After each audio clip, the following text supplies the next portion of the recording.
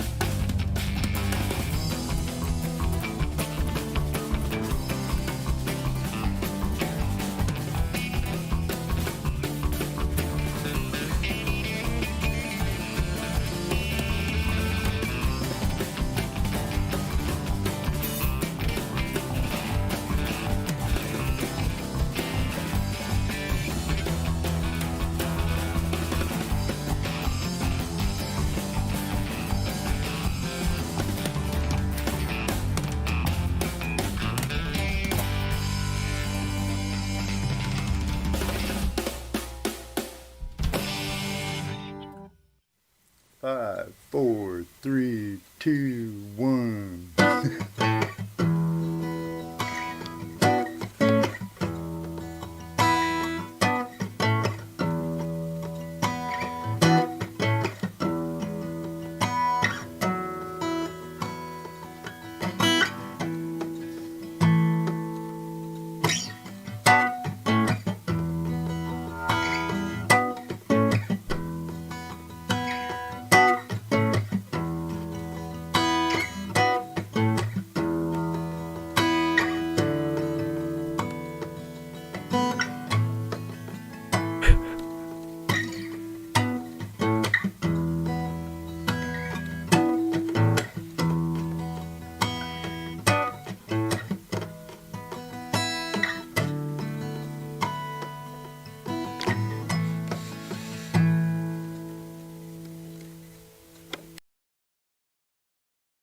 Hey, YouTubers and friends, how are you doing tonight?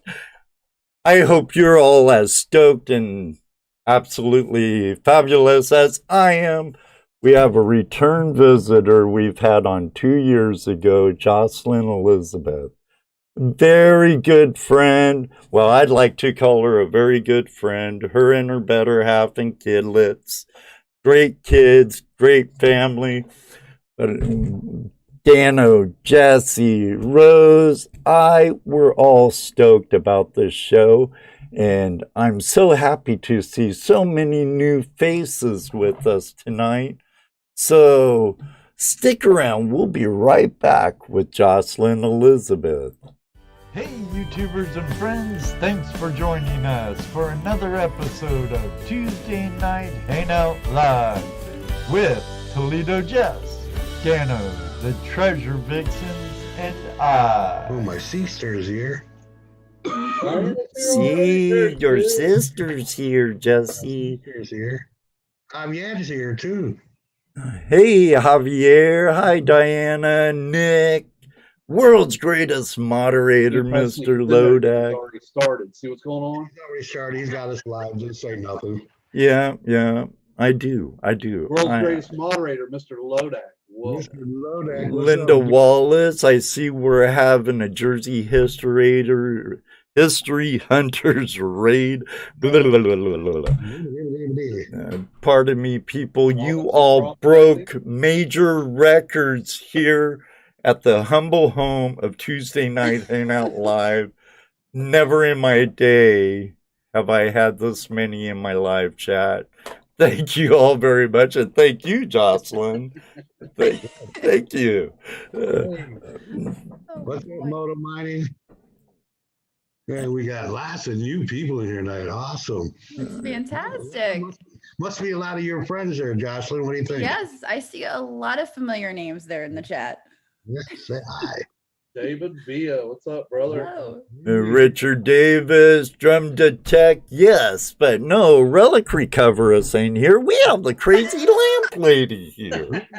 Relic Recover us. Who's that? She was on 2 years ago. Go back to my one playlist, and I do have a show with Relic Recover us. Actually, thanks for sending Margie over. Thank you. We have our Aussie friends in the house tonight, this morning, down under. Welcome, welcome, welcome. And all of you out there who was over at Jocelyn's live stream, her pre-show show before our pre-show. Thanks for coming over. It's a pleasure having you here, and I hope you become part of the Flash fam. Pardon me, Jesse? I said, hello, Chrissy. Oh, hi, Chrissy. And How are you outdoorsy gallo? Nikki, our good friend from down under. Linda Wallace.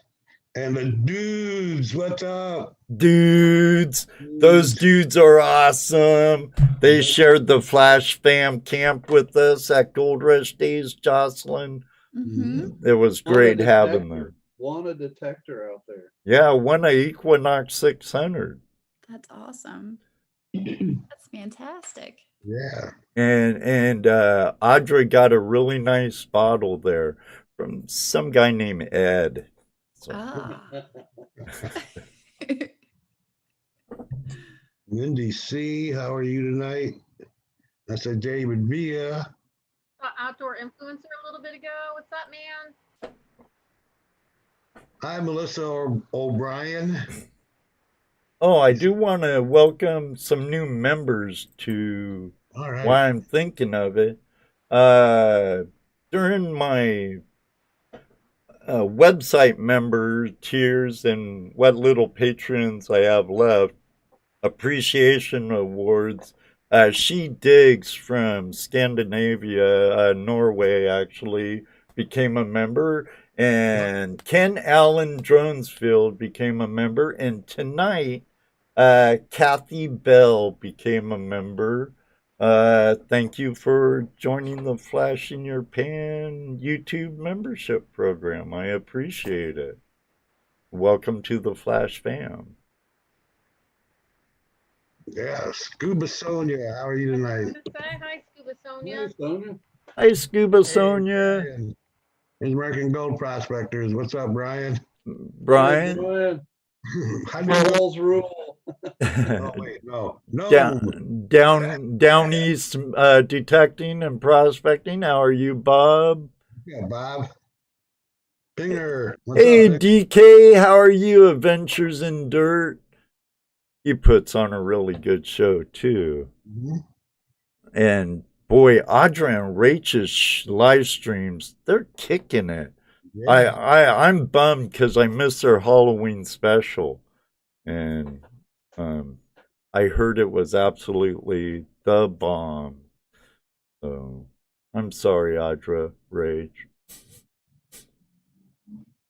Hey, T-Bone, how you doing, Anthony McKean? It's good to see everybody. Ron F., Dennis, Jason Keats, Prospecting. Nice ore samples, man. That's right, Steve. Audra and Rachel rock. Yeah, they do. Yeah, they do. Kevin Hubbard, welcome, welcome, welcome. Richard Davis, what's up, buddy? Oh, Richard made it. Yeah, he's been here for a minute. He's been here for a minute. going by so quickly. Melissa Lynn, welcome. So many new names tonight. Wow. Oh, yeah, it's hard to keep up. What's going on, Ron? Ron Evans here. I don't want to put it in slow mode. So What how do you do it, Jocelyn? How do you do I it? haven't been able to figure it out. So good luck with that. I've been in some of your live streams when you're going through your goodies at your Yeah. store, and it's like, It You just, can't yeah. hardly read it and keep up with it. You have to back up if you want to read something. Yeah. Yeah, no, you gotta stop and scroll Yeah. back, right. start reading down. Then you gotta try to catch back up. I actually quit. I just was listening to you. So I just hit the thumbs up and listen and watch. So right away, we got a question in here from Hi, Liz. Sorry, from had to Moto throw that Mining. in. Who? Moto Mining Oh, okay. wants to know, who is this person we have tonight? Who is this Jocelyn? Who is this crazy lamp lady? Oh boy. So tell us a little about yourself, Yeah. Jocelyn. All right. Well, I am the crazy lamp lady. Here, I'm gonna and pin you also up. So. the Relic recoverist, formerly, and also still somewhat. I have a channel here on YouTube, Crazy Lamp Lady. Also, I'm on Instagram and Facebook, and I make videos about picking, kind of like American Pickers, only on a much smaller scale as far as going to thrift stores and flea markets and antique shops and that sort of thing. So that's basically what I do. It's what I do. Love it. But I don't do it on YouTube. Yeah. That's something that I've always been really into, and the three of us have talked about, that flea marketing, auctions, and stuff like that. I noticed watching your videos here that you're into glass, and I Yes. have a question: Okay. is glass selling now again? Yes, some of it is. It depends on the Oh, glass. okay. Depression glass, I've found, is the value is depressed. Right. Depression glass is kind of a hard sell, depending on the piece. I mean, there's always Depression exceptions glass to the is pretty rules. depressing at the moment. Yeah. Press. There's always exceptions to the rule, but depression glass is pretty low right now. It's kind of a hard resell, but Murano glass, I've been doing really well with Murano, which is made in Italy. I've been doing really well with that kind of glass. There's a lot of art glass that is doing really well, but as far as depression glass goes, it just depends on the type of glass, really. Right. Because I know that the prices on glass objects fluctuates all the time. Hmm. It does. I was collecting glass for a long time, and I still love glass. Paperweights are awesome, Hmm. but I noticed that the value of them started going down. So Yeah. when I pick for with the idea of future sales, Yeah. right? Not necessarily into selling like what you are. Hmm. Like you're into a full blown business type situation where you're buying and selling. You're buying and Yeah. selling. My problem is I buy and I don't sell. I So know a lot of people like that. You're a hoarder. That's what Ruby calls me too, a hoarder. Judy calls me the same thing. You're a hoarder. No, it's useful stuff.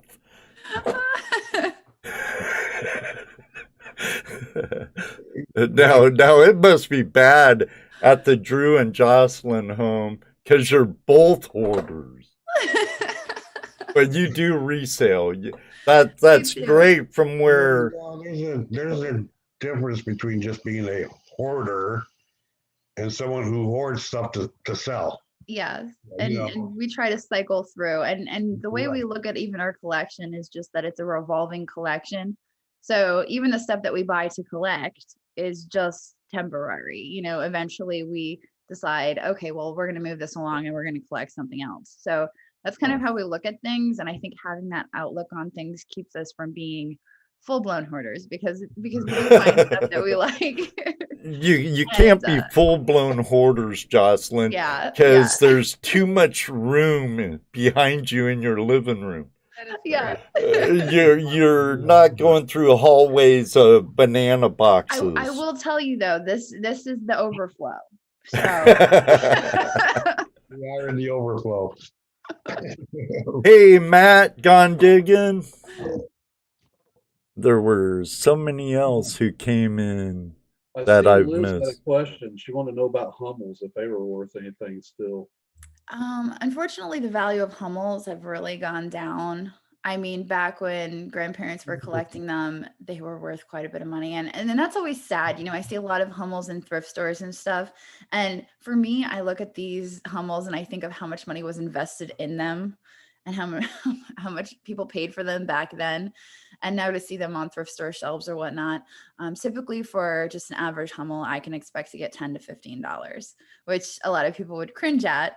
But the average Hummel unfortunately just doesn't sell for a whole lot. But there are some that sell for more. It just depends on which Hummel it is. But the average is not the best. Hummels, and in my opinion, are run in the same vein as trading cards. They can make too many, and they become so abundant that they actually lose their monetary value. You know, because there's just too many of them. The market's, you know, and that's, you know, anything that's really marketed as a collectible, usually that's the way it goes. You know, Beanie Babies, for instance, trading cards, you know, that's the same thing. And there's people that'll tell you Beanie Babies are worth money. And even if you go and you look at the highest sold prices, you'll see that some Beanie Babies sell for lots of money. But there are people who use eBay as money laundering. And when I look at those high prices, the only thing I can think of is they must be laundering money because there's no way those Beanie Babies are worth that much money. Yeah, no doubt. But I'm sure someone has. Some of the best memories I have of my dad. He was a coin collector, token, antique type guy.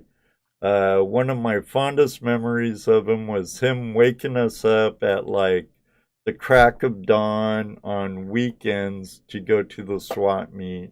And I used to make his rounds with him to antique shops and coin shops.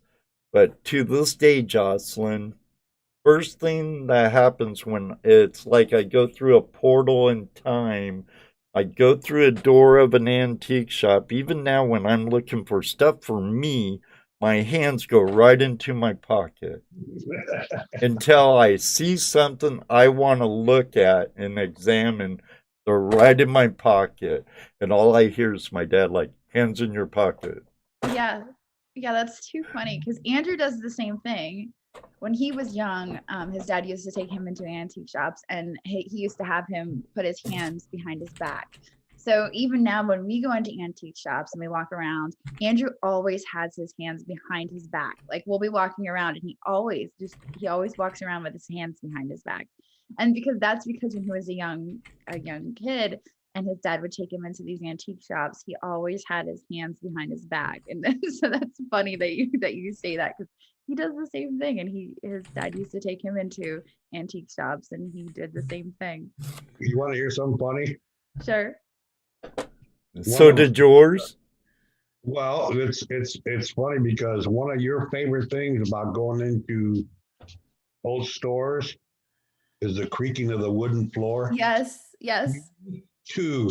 I love that sound. I love it so much. And it's I hear you. I love it. Like it makes me feel like, oh my gosh, like so in the moment. And it's so funny because it takes you back. Yeah, and it's like some of my viewers, and it's funny on those videos, like there's this one store that I go to, Bedford Street Antiques, and they have really creaky floors. and I'll be reading through the comments, and it's funny because some viewers just hate the creaky floors, and they have to comment, I hate the creaky, like, what about, why are the floors so creaky? Why? And it's like, oh, I'm sorry. I'll try to make the floors less creaky. Like, there's really nothing I can do about it, you know? And personally, I really love the creaky floors, but it's just, The it's creaky too floor. It's like whenever I walk into one of those old buildings with the wooden floors, yes. when it used to be, when it's always been like some kind of, you know, drugstore or soda fountain. It's an old storefront. It's always been some kind of storefront. You walk in, and that floor just does that little creak, you know, and it is just so cool. Oh yeah, I love it. It sounds authentic. And it does. It actually takes me back to when I was a little kid. And that's the way all the stores were, you know. And just about any grocery store or corner store you walked into that had wooden floors where I grew up. You have some questions in the box, Jesse, in Okay. Zoom. Wait, we were having fun talking about creaky floors. I know. I'm sorry, but they're piling up. We have one from out. They'll go in order, friends, so please forgive us. Drum Detect has a couple in Madison, Maine, and our friend Outdoorsy Gallo has some questions. Drum Detects was a bit back there when we were talking about glass. It's like pottery, question mark, stoneware, question mark. And I got a lot of slack about the hoarder stuff. Okay, collectors, ladies and gentlemen, we are all collectors. I happen to be a collector that hoards a lot of stuff. Fondly. I mean, you can say that fondly. It ain't a bad word like reality TV has made it out to be. Right. Yeah. There's nothing wrong with saying hoarders fondly. Like I say, you know, oh, I'm going to be a hoarder, but I mean it in the fondest sense. I collect today's junk for tomorrow's treasures. Very nicely put, Jesse.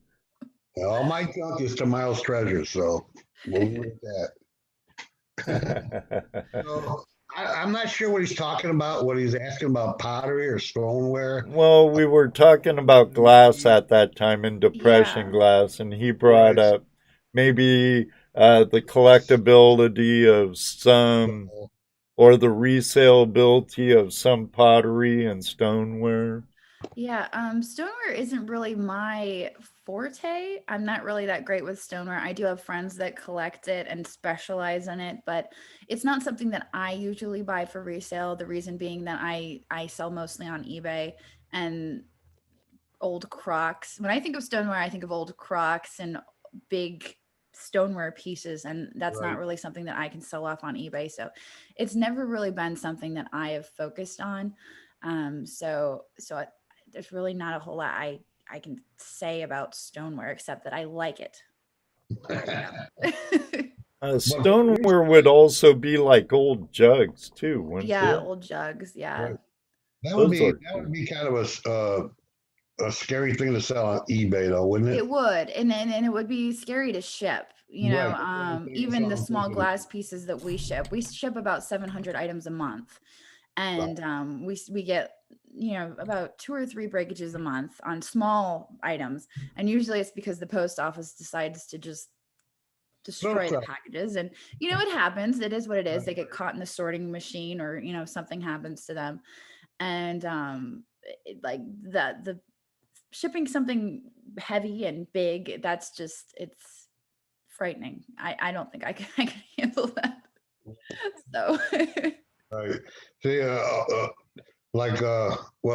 few months back, we had an auction here and sold off our collection of cookie jars. I had an auctioneer come in and auction them off on Facebook. Yes, you got your cookie jars. My biggest concern with that was shipping them, because we've bought cookie jars from the company and have gotten them broke. you know, and they're Yeah. up, you know, the way they're supposed to be, and still got them broke. Fortunately, 90% of the cookie jars that we sold that night were deliverable. They were local, so we could drop them off to them. Yeah, cookie jars are That's tough. scary. That's For scary. me to buy and sell a cookie jar, it has to be something special. Like just the other day, yesterday actually, I found some old American bisque cookie jars, and they had them marked for like $25 a piece. And yeah, there you go. Yeah. Strawberry diner. Oh, strawberry. That's Ruby's diner. They're just hard to ship. They're big and they're bulky, and you know, fortunately, we have a lot of the shipping supplies and the ability to ship big items, but they're still scary. It always scares me to ship out big things, and it has to be exceptional for me to be willing to ship it. So Right. So what about have you had any problems with like eBay? I mean, any I don't know. I mean, I imagine there's problems with everything, but yeah, well, we do have we have our fair share of problems with eBay. Um and you know, I don't really know how to answer that. I mean, I think everybody has problems with eBay, and a lot of the issues come from we have difficult buyers at times, and we have issues that resonate from eBay itself, working through issues. Like for instance, we had to switch from their regular PayPal to managed payments, and that was a whole ordeal of how we're going to get our money and how we're going to get paid, and that was a whole mess of things. And anyone who sells on eBay knows all about managed payments. That that was an issue all in itself. But we have had difficult buyers as well. And people, you know, saying, hey, at the last minute, will you cancel our bid? We can't pay for this. Or, you know, and I understand there are circumstances where people, you know, something comes up and they can't pay for an item. right. But I feel like because we have a presence on YouTube and because we have a presence online, there's a lot of people who will just try to throw off our auctions and try to mess with us, I guess you could say. We do have, I believe, 18,000 followers on eBay. So I think there is some people who just who like to, yes. But we do open unpaid item cases against people who don't pay for their items. And we try to be proactive about people who don't pay and stuff like that. So, I Dude, mean, who do you have more trouble with, like Etsy or eBay? I've had a lot of issues with Etsy. Um, for a number of reasons. I was actually on Etsy, and a lot of people have asked me why I made the switch. Part of the reason was Etsy switched their policies. They started not really requiring, but forcing people into free shipping, which for me I took issue with that. And they also started allowing people to put on homemade goods that weren't really homemade, but mass produced. So I didn't really care for those change in policies, but also they allow for people to keyword spam the Crazy Lamp Lady name, meaning people can use Crazy Lamp Lady in their titles, their descriptions, and their keywords, and Etsy doesn't do anything about it. And so they just, I've messaged them about it, and I said, hey, you know, they're using my name and my brand. Is there anything, oh, did I just lose signal? Oh, is there anything that can be done about this? And they ignored me. Wow. They ignored me, and I had to send a follow-up. Hey, I sent you a message. Are you going to respond to this? And so finally their legal team responded to me and said, you're going to have to get an attorney involved. Oh, wow. So I do have a trademark attorney, and we're going to be following up on that. But it's really disappointing that, you know, people are using it. I mean, I've put a lot of work into Crazy Lamp Lady, and people are using the name to sell on Etsy, since I'm not using that platform any longer. So and then that versus eBay, which if you go on eBay, and people have used Crazy Lamp Lady in the past, and I've called up eBay and they've taken care of it right away. in ways that I don't necessarily agree with, but they take care of it. And by that I mean I've called and I've been like, hey, you know, this I noticed this person is using Crazy Lamp Lady, that's my brand, and I thought they'd just send them a warning, and they've deleted accounts, and it's like, what? Like, then no, that's not what I asked. I just like, can you remove the listing? That sounds like Jared must be in charge of that.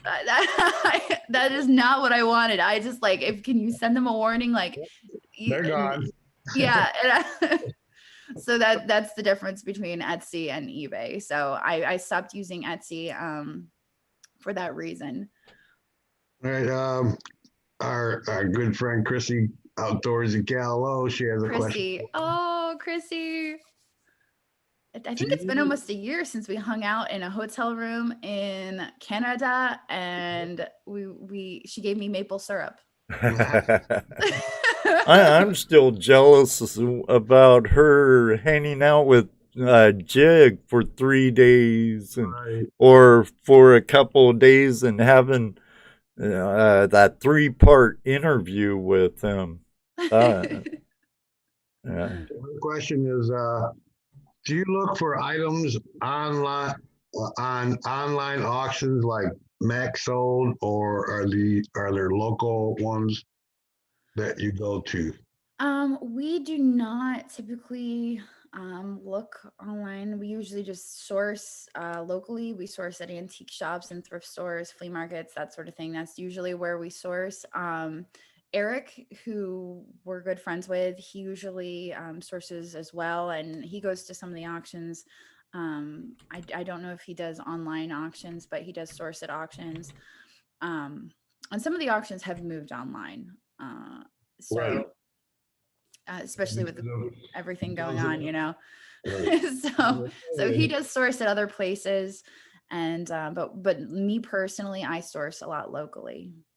You go to auctions yourself? I go to one auction, and that's it. I go to Okay. once a month.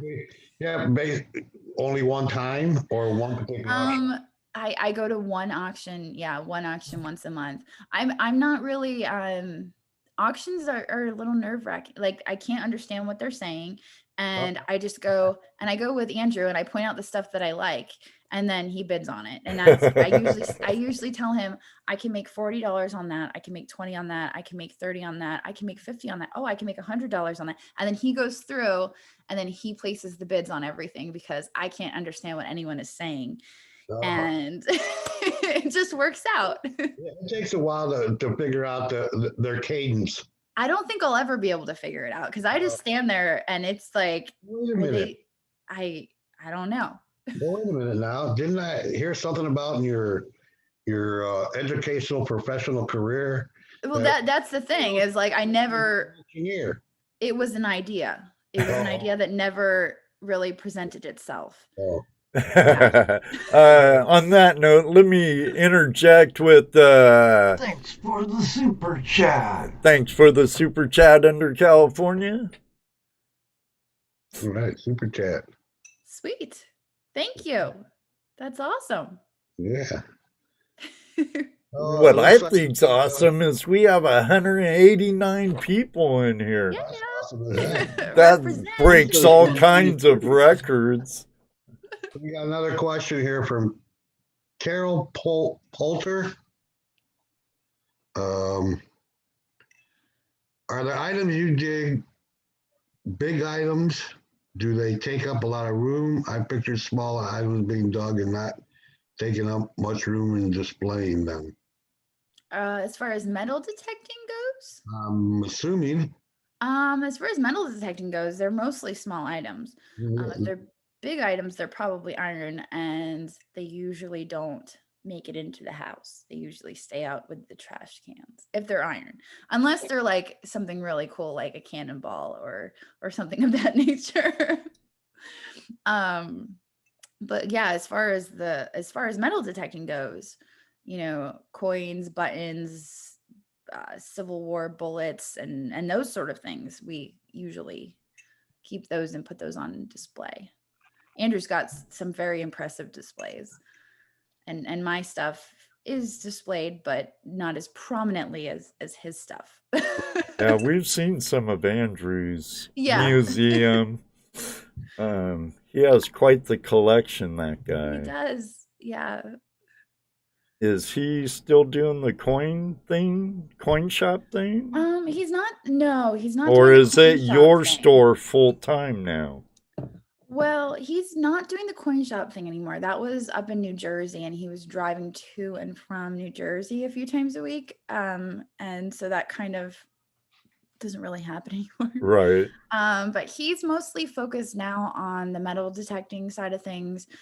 He's selling metal detectors and going to a lot of shows, doing that sort of stuff, and also helping me as far as the Crazy Lamp Lady business.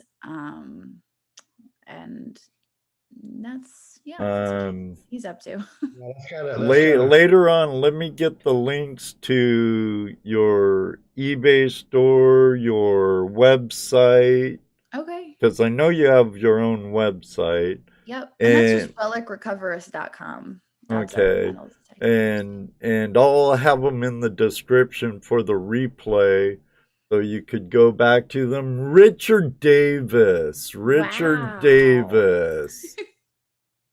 Oh yeah, super chat. Wowzers. it took him a little while to get that up. He had to change the ink in his printer. That's fantastic. Sorry, had to change green ink in my printer before sending super chat. Oh, wow. You're awesome, Richard. Say hi to your better half also. I know she liked her arrowhead. I think this is from J3B. Have you ever found anything metal detecting related while going to thrift stores? Yeah, we have actually. And I would say antique shops. A few weeks ago, Andrew was at an antique shop and he found a few 3 containers full of Civil War bullets that were dug in Gettysburg. And I think 2 or 3 of those bullets were unidentified. And he took them to the Gettysburg Relic show, where the gentleman who is rewriting the book on Civil War bullets was at the show. And I don't know his name. And I feel bad for that. But I don't know his name. But Andrew showed him the bullets and he could not identify them. So they are unidentified bullets, and he had 3 unidentified bullets from the stuff, but they were dug bullets from Gettysburg, which was super cool. So he was pretty excited about that. Cool. Madison, Maine wants to know if you'll ever forgive Bill Ladd. Probably not. You know what that's about. That was a silly question. No soap opera stuff, Madison. Here, you know what? I will forgive Bill Ladd whenever he stops because it's done and over with. I was going to ask the question because I figured I probably shouldn't get in the middle of that, but Yeah. You did it's anyway. fine. It doesn't bother me at all. It's done and over with, and it's just funny that he can't let it go. So it is what it is. That it is, right? Oh, Madison. what's the okay? Here's another question for you from I think this is from Nikki, right? Nikki, yes. It's Nikki B from Down Under. What's the weirdest thing you've come across in a thrift store? Question. Gosh, the weirdest thing in a thrift store. You know what? I'll tell you what. Yesterday I was in a thrift store, and it was my very first time in this thrift store, and I'd walked in, and like it was like kind of weird. It was like real cluttered. I loved the thrift store. It was a fantastic thrift store, but I walked in and he had these severed finger. I guess it was a Halloween thing. It was these severed fingers in a jar, but it looked like real blood and real fingers in a jar. And I just kind of like glanced at them and I was like, oh my gosh, like it kind of freaked me out a little bit. I'm like, I'm here all by myself. And I'm like, like in the middle of nowhere at this little in the middle of nowhere thrift shop, and here this guy is selling fingers in a jar. Like Oh my it was a little scary. So that was a weird experience. That's the most fresh experience that I have that I can think of. But yeah, that for me was probably the most recent weird experience that I can think of. We just got 1,000 DOPs from Jason Keith. Yeah, I had the thanks for the super chat all queued up for him too. Thank you very much. That's I guess that's Dominican Republic stuff there.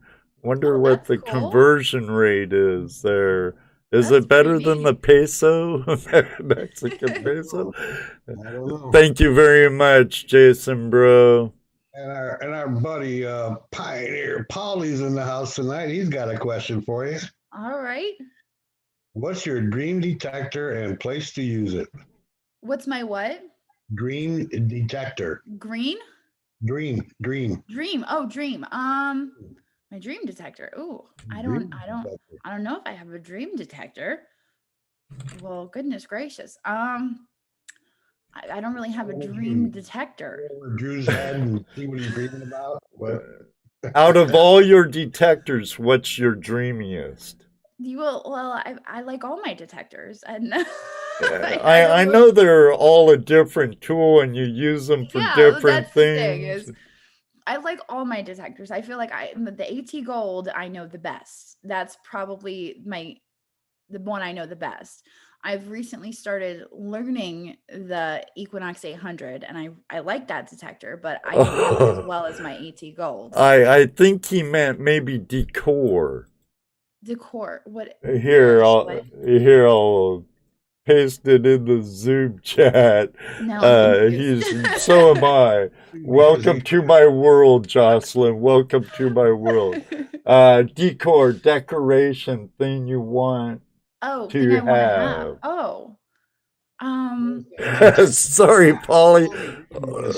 Oh, he says my fingers are too fat. Well, I think we talked a little bit about this in the pre-show, and that's I really want a giant Ellie Smith or Viking swung glass vase, like the 4-foot one. Ooh, I think that would make me very happy. And besides that, I'm not really sure. I would have to think about that a little bit. Maybe like all the Hagar lamps that were ever made, but that would never happen in a million years. That's shooting a little too far, but I will take the 4-foot vase any day.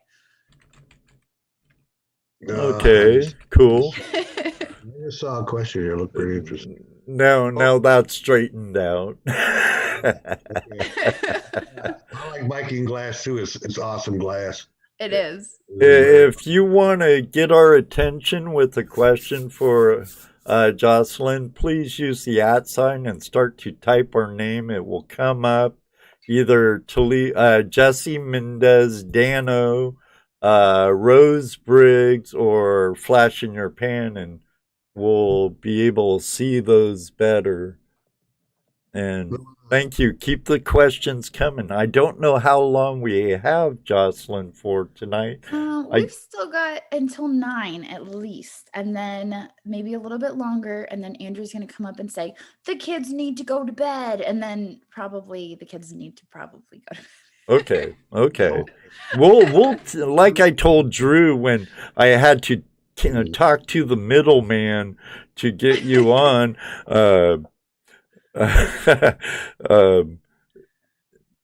I know the kids have their time, and the kids are the most valuable treasure there is. Yeah. So I know we had you for a little while, but you know how our shows are.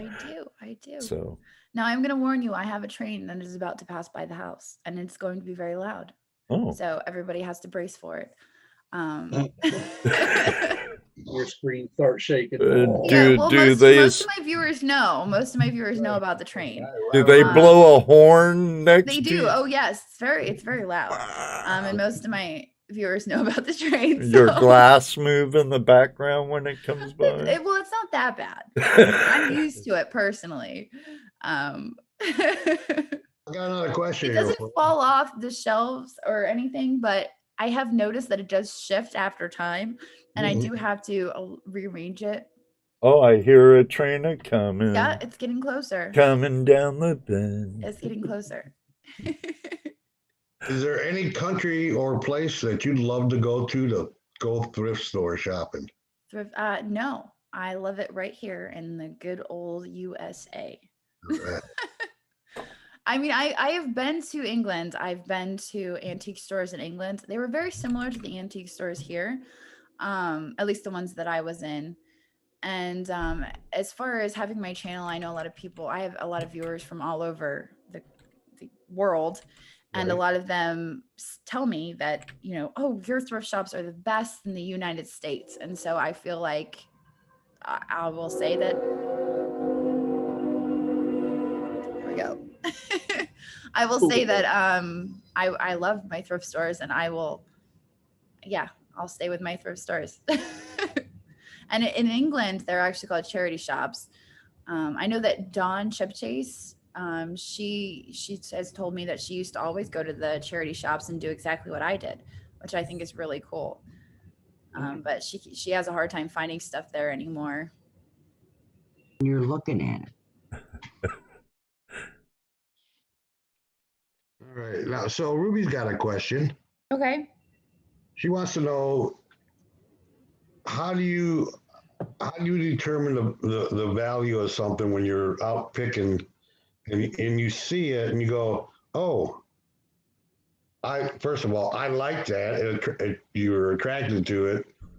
How do you calculate the value of it for resale? That's a good question. So I feel like a lot of it comes with experience, and a lot of it comes with as the volume of stuff that we sell. And I know I have some idea of, okay, well, that we've sold this before, and I know that it's sold for this much. And I have an idea of what things sell for. But there's also, you know, if it comes down to it, I can always just look it up on my phone and say, okay, well, what does this sell for? And I can look it up. And I think a lot of people do that. I feel like I've gotten to the point where I can go into a thrift store and I can say, well, I could get $40 to $45 for this. Before we got on here, I was over on my channel doing a pre-show. Yeah, we And were talking listening about- to most of it. I was talking about a pair of candlesticks that I had bought for $20, and I knew they were good, and I knew that I could get at least $65. And in my head, I always figure, well, I can get at least this much for these.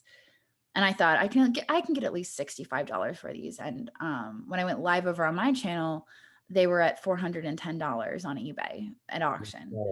So I always have an idea in my head of what's the least I can get for these, and then I go from there. So they were at 410. I didn't see what they actually sold for, but I mean, it was really exciting. I was pretty excited for those. So on a situation like that, where the price has gone up way more than what you anticipated, Yeah. does that ever worry you that it's going to be a fake bid? You're Yeah, I mean, we've had situations like that in the past, and you never count your chickens till they hatch. I think that's what they say. And we don't. I mean, we don't really account for it until it's done. These particular candlesticks were by a famous artist, California pottery, Heidi Shoup.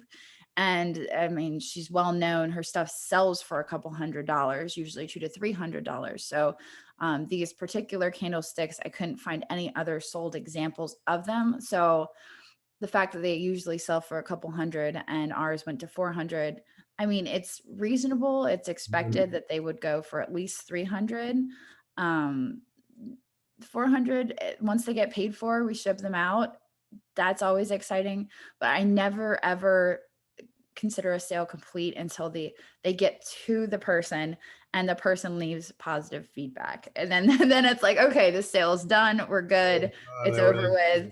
Because a lot of the times they'll be like, well, you didn't disclose this small little chip. You know, we could say there's a chip here, there's a chip here, there's a chip here, and they're like, but you missed the chip here. And it's like, you know, like, you know, so it wasn't there until you got it. yeah, so we never really count a sale finished until it is completely got the positive feedback. Yeah, I imagine too that helps ease some of that too, when you look up that particular item that you're selling, you see that it's like for 410, and you look and you see, well, other similar items have sold for close to that. Mhm. We're good. Yeah, I mean, I imagine that relieves some of that pressure right there. it And I does. mean, Yeah. you know, like me putting this up, my $100 bot here, putting it up, and someone's bid $500 for it. That ain't right. Something's wrong. Yeah. So then you begin to question, like, well, are they gonna pay for it? Is it gonna go through? Are they like, and then you start to question, is it a Right. real sale? But like I said, I mean, if people bid our items up on purpose and don't pay for them, we open unpaid item cases against them. I've got a direct line to eBay. I call eBay. I report people to eBay. And I've formed a relationship with eBay, so I know people at eBay, and like I don't mess around. Is that like a trolling? Are they trolling you when they? Yeah, basically. Yeah. Wow. Yeah. It's gotten to that point. A bidding troll, huh? Yeah. There's no Yeah. legal ramifications for doing that. There isn't really. I mean, if they're bidding up the items and then they don't pay, and I open an unpaid item case against them, they get a strike on their account. So there's a record of the fact that they didn't pay and they didn't follow through. Right. So if they get enough strikes, Yeah, as a buyer, you get rated also yeah, as a buyer. to some extent.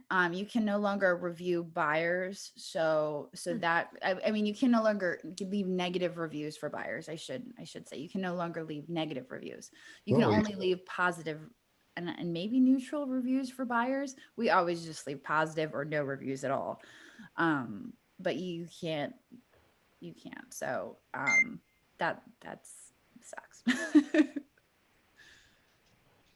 Why would they take that away? Did enough people get butthurt that they got bad reviews? I have no idea why. I mean, because I think it protects people as sellers. And there have been times where we've had something sit that nobody has paid for, and I've gone on and looked at somebody's feedback, and they would have positive feedback, but it would be a negative review. Like it would be positive, but somebody would say this person never paid for this item, and it would be positive, but like I'm like, well, that makes sense. And then I'd open an unpaid item case. I like to take it as a case by case basis, and really look at the person's circumstance. Like if they send us a message and say I can't pay for this until this date, we make accommodations for that person, or but in some circumstances, people are just out there to take advantage, and that's the world of eBay. And if you're going to sell on eBay, you just have to accept that there are people out there, there's scammers, there's people that like to take advantage, and it is what it is. Do you think you're ever dealing with anybody who maybe is like addicted to eBay shopping? Oh, yeah, I think so. Yeah. Oh, wow. I knew this question was going to come up. I'm sorry. But our friend Nikki, you know how us gold prospectors and treasure hunters are. We like our treasure porn and our gold porn. Yeah. I was going to bring this up in pre-show also, but I didn't. Besides the glass you have behind you in your collection of Converse, what other thrift store treasure show and tell items you may have handy? Oh, handy. Oh, I don't really have anything handy. I could text Andrew real quick and have him bring something up if that's what you'd like. Because I've actually got something that's actually pretty cool. Okay. All right, let me text him. Give me one sec. I know I knew I should have brought it up in pre-show. Sorry, Jocelyn. It's okay. I got a question in the meantime. Yeah. Lana D wants to know, how does a reseller go from part-time gig to full-time seller? I think it has to do with volume, a lot with volume. Right? And not just necessarily going out shopping and buying lots of stuff, but listing lots of stuff and having a lot of volume as far as whether you're on eBay or Etsy or wherever you're at, just having a lot of stuff available to buyers, and also having stuff available at competitive prices. I mean, that's one of the big things. We do all auctions. We start everything at $4. and we run it for 5 days. And a lot of people see what we do and try to emulate that and do auctions as well. We're in a very special situation where we're able to do auctions. As I mentioned earlier, we have 18,000 followers on YouTube, and so when we list stuff to auction, and we list 20 to 30 items every single day to auction, people are notified, hey, they listed 20 to 30 items to auction, so people come to us looking for auctions, and that's not necessarily something that everyone can do. But as far as an everyday seller, what you can do is just volume. You can have as many items as possible up for sale, and you can have competitive prices on there. And as long as you're competitive in whatever you're selling, I mean, you're bound to make a sale. And the main thing you got to remember too, the buying is the fun part. Oh yeah, absolutely. And a lot of people get caught up in the buying. Right. The selling is the work. Yeah. Selling is the work. The listing, the selling, the shipping, Right. and you have to follow through all the way through, Right. because otherwise you get those bad reviews on eBay, and that'll knock you down. Tina Mudong. Jocelyn, why do you do auctions versus pay now? The reason we do auctions, More and we did the switch from Etsy to eBay. And when we made that switch, we decided to do auctions. And part of the reason we decided to do auctions is because we were listing stuff on Etsy, buy it now. And we would list something and it would sell within 10 minutes. And which was a great problem to have, listing something and having it sell within 10 minutes. And but we'd list 15 items in one night, and 30 minutes later they'd all be sold. And for the next 48 hours, we get emails from people. Did you sell this? I saw this in your video. Did this sell yet? I saw this in your video. Did this sell yet? Hey, I saw this in your video. And it would just be constant. Or my grandma had one of these and I saw it in your video. And we get these sad stories, or we get these and it was like, what are we going to do? I'm sorry it sold. I'm sorry it sold. And so it became this repetitive thing of, buy it now, and it would sell. And so we made the decision that we were going to list it to auction, because we'd start it at a reasonable price, $4. And that just happened by accident. We just started stuff at $4, everything at $4, whether I pay $16 or $40 for it, everything gets started at $4. And it's there for 5 days. So, everybody gets a chance at it for 5 days. And after 5 days, then it's gone. But one of the things that eBay does that Etsy doesn't do is it keeps a record of, these are the sold items. So it's a lot easier to look at sold items. This is everything that's sold by this seller, versus Etsy, which I think it's a little bit harder to look at what's sold. So people can at least go in and see what we've sold. So I hope that answers that question. I mean, we got so many questions. You wouldn't believe it. Oh, I'm sure she would. Scuba Sonia wants to know, do you consider other items or categories when shopping? I mean, do you go into a thrift store with an idea today, I'm going to look for this type of item, or I want to do something different? Or do you go in and just looking for whatever strikes you? Whenever I go into a thrift shop, antique shop, anywhere, I'm usually looking for items that I know that I can make money on. I mean, I'm looking for items that are priced low that I can sell high, and that's really what you do when you're a reseller. You just go in looking for those items that are underpriced. And since I've been doing it a while, Right. it comes easier and easier as you're able to recognize more and more things that are even unmarked. And you don't have to have your phone out to research things, which is fantastic.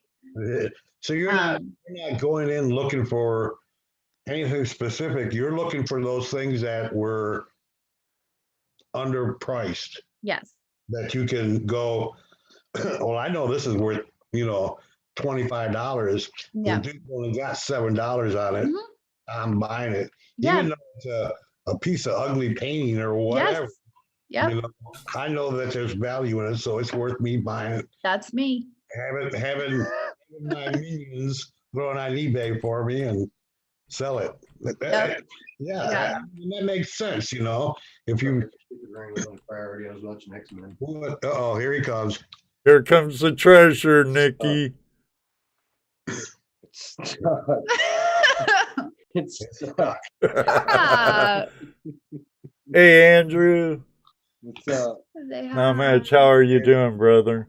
Well, you know, that was something too. I was gonna mention earlier. It's fun watching you two look at stuff. You'll pick something, Jocelyn. You'll pick something up and you go, oh, I really like that, and then you'll hand it over to Drew and they'll go, well, there's a crack here. This is.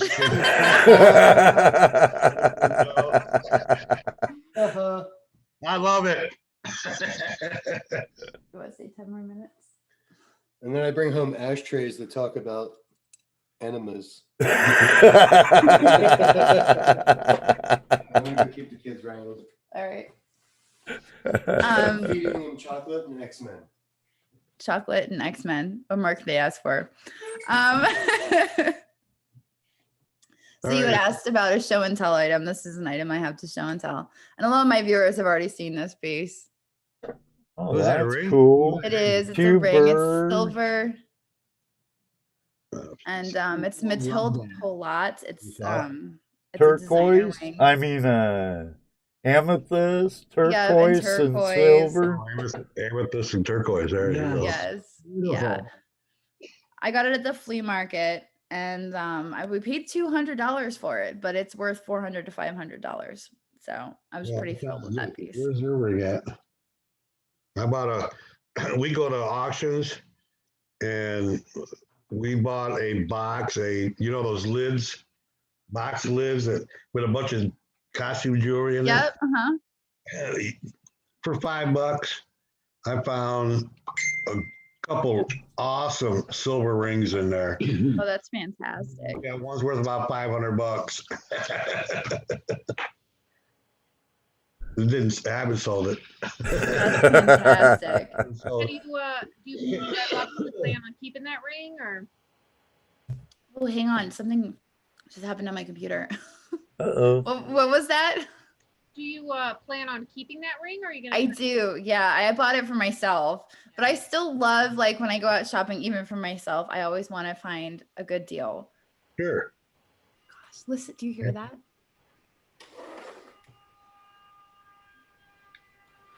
I don't know what that's about. So Yikes. Moto Money he's typed it in here a couple times now. He's got a question. Okay. Do you find small towns are better for picking as opposed to a large town or city? Well, it depends. I mean, so one of my favorite. Small towns. What's that? They have creaky floors in small towns. Yeah, right. One of my favorite places to go is Lancaster, and it's not like a super large city, but there's A lot You're of in a larger- Amish junk. yeah, there's a lot of Amish there, but there's a lot of people there with money. And so when I'm thrifting, I try to keep in mind places where people have money, because that's where they're going to be donating stuff that could be worth money. So I try to keep that in mind when I'm thrifting. But I just, yeah, I get a little nervous when we're in the cities. We sometimes go, whenever we're in Philadelphia, we go to the thrift stores and around Philadelphia. We've only done it a few times. And I get really nervous with crowds of people, and they're just always really super crowded. So I don't usually go to the city thrift stores. Not because there's anything wrong with them, just because they're very crowded, and I just have a hard time with crowds. So I stick to the small town thrift stores. Yeah, and it makes sense that you would go like we've probably got 5 Goodwills here in the city, Yeah. but we only go to one of them because that's where Ruby can find brand new clothes with tickets on it. Yes. Yep. For a couple bucks. Yeah. I'm able to buy nice pieces of furniture for like 10, 20 bucks, you know, draw, just stuff like that. Yeah, you go to those places where the people have more money, they donate stuff. Yeah. It's funny. Sometimes we'll go in there, she'll find out half a dozen new dresses, all That's still fantastic. with labels on them, so yeah. So that makes sense to do that for sure. Okay, Outdoorsy Gallo. She's got one of her questions. Any spirits attached to any of the items from thrift stores? Creepy feelings, etc. I don't think so.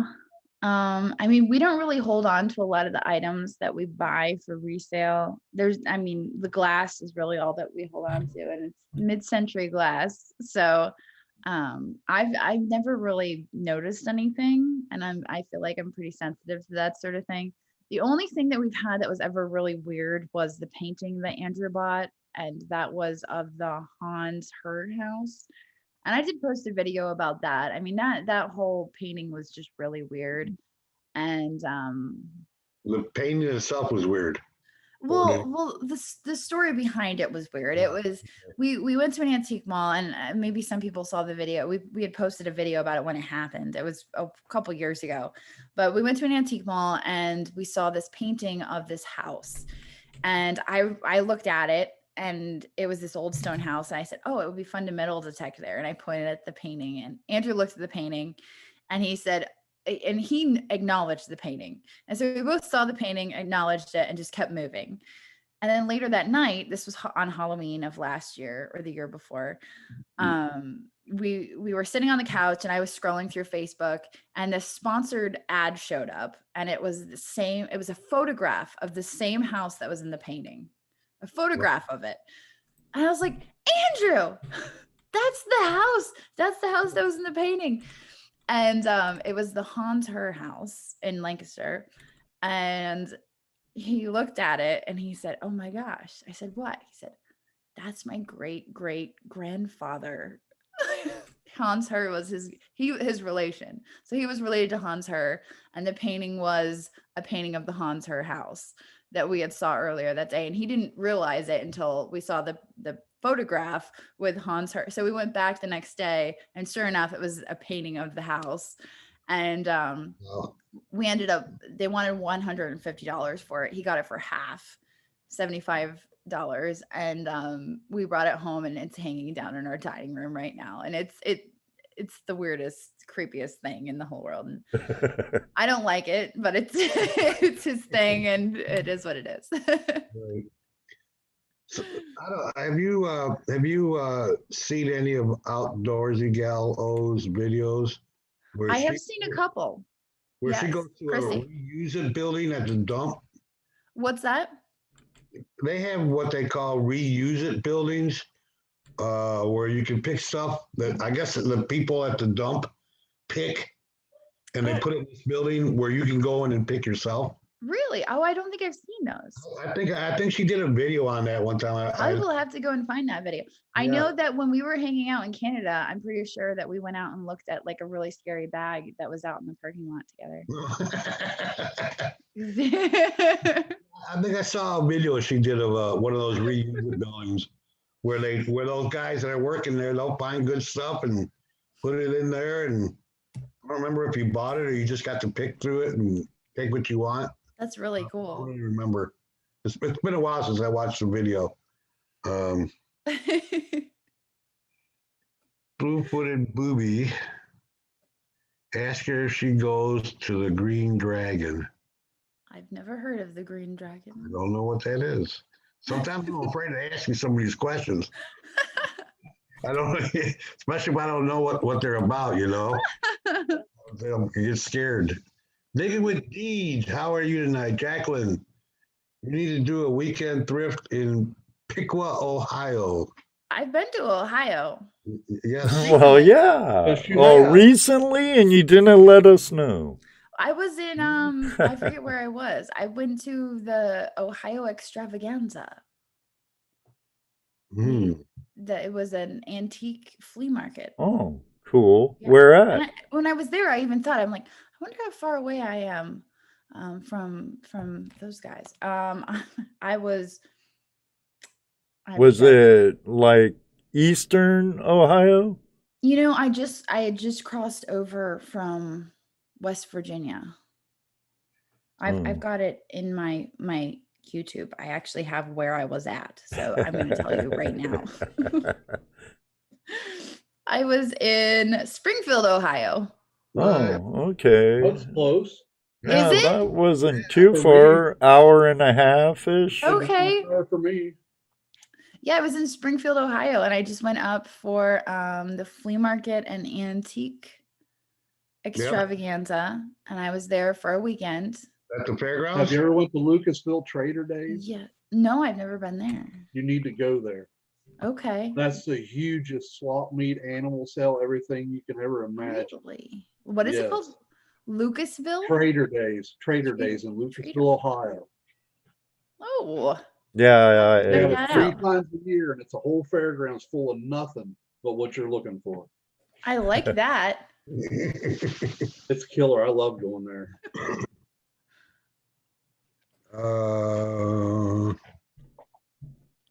David with D says she misses your metal detecting videos. I know. And you know what? I've been out metal detecting a few times, and I brought my camera with me, and I filmed a little bit of footage. I haven't had the inspiration to get the videos out. And the last time we went out, we found an old home site. I got a largie and some buttons, and we had a really great time. And I don't know. I had to find that inspiration again to get it out. Moto Mining asks, are glass bottle stoppers ever worth anything? Glass bottle stoppers. Are we talking like perfume stoppers, or are we talking All like those stoppers that you always say are missing from the bottles that you get. so like decanters? I imagine he doesn't really say other than just glass bottles. I mean, I don't know. I think it depends on the stopper. I mean, there's a lot of interpretation there. Right. I mean, I imagine if the person that had the bottle for that stopper, they'd probably pay for it. Yes. But if it's just a generic stopper and it can go in any bottle, just the diameter of the stopper itself. Yeah, he says, old Victorian stoppers. Yeah. It depends on the stopper itself. Oh. Would you, when I may be asking a dumb question, but I like asking that for anybody else who's scared to ask it. No such thing as a dumb question, Rose. Thank you, Ed. You're right. Just dumb answers. When you say depends, like if you find an all glass one versus maybe a glass one that still has the cork on it, or I mean, what would you be looking for? Say you were looking for a decanter top. Would you want it to match, or could it be any beautiful top that you find to go with it? Well, it depends on if it was for my collection or if it was for resale. For me personally, I'm not picky, but there are a lot of people out there who are picky. And so they would want the stopper that belongs to that bottle. And they're purists. But me, I don't mind to mix and match, and Right. Some of my bottles don't even have stoppers, and you can see that they were supposed to because they have the ground lip. But I just like the looks. Oh, it's pretty glass. I will take the pretty glass. Like it's just, I'm pretty much open to just about anything. So it really depends on the person and what the intent is, whether you're reselling it or keeping it or what you're doing with it. Here he comes. He's here. They want to You see can your hear it as face, he enters. Drew. They want you to squatch down and show your face. Yeah, everyone wants to know what you look like because you're like, I don't. Somewhere. We know what he looks like. you have lag. You are lagging, so you are not showing your face. Should be You're there. here. Look, this is you. Now it's all lagged out. Yeah. Now I Speed it all up. missed everything. can't fix it. No worries. All right, now I'm good. There's a ton of questions in here that All I'm right. having a hard time keeping up with. Is there some place where these people can get a hold of you to ask you these questions? As far well, Good luck. No. you know how when Ed tried to contact me about doing a podcast? Yeah, I know. That's true. That's true. I'm asking here. I ask another question. I often do with Jocelyn like I do with Jeff Williams. I go to her better half for Jocelyn, and I go to Lila for Jeff Williams. So, Oh boy. Under California says Jocelyn. I make lamps from vintage Torch, and I made one for you. I made one for you. Torch? What's that? I don't know. Torch? Torce? Torche? Torche? Okay. Touche? Touche. No, I don't know. He put it up here. He says, I made one for you. Also a little something for the kids. And Drew, you have a P.O. box. Well, we don't have a P.O. box. No.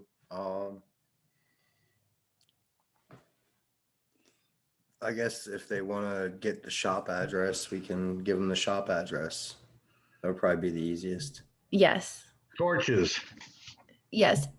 You can contact us via Messenger. Send me Him. send me a message though. Send him a message. I get so bombarded. I get so many messages that I have a really hard time juggling all of the messages. I do. I get a lot. He's laughing because he knows.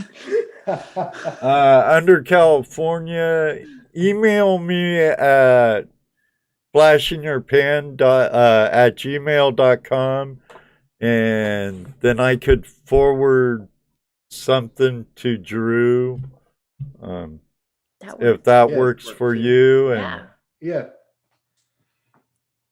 I might even have your email address already under California. I think I do. So I'll look and see. But it'd probably be better if you email me at flashingyourpan@gmail.com. It's on the screen. And I'll hook you up with Drew, and that way you could send it to their shop. That works. Yeah, it That works. works. Dennis Hendrick wants to know where you're from. Carlisle. That's in Virginia? Pennsylvania. Pennsylvania. Pennsylvania. I was like, oh my gosh, there's a Carlisle, Illinois. There's a Carlisle everywhere. Right. Wow, I caught up on the questions. Holy crap. We're all Wow. caught up? I think so. Good. Can we put the kids to bed now? I knew that's where he was going. I knew that's like amen. I can find more questions.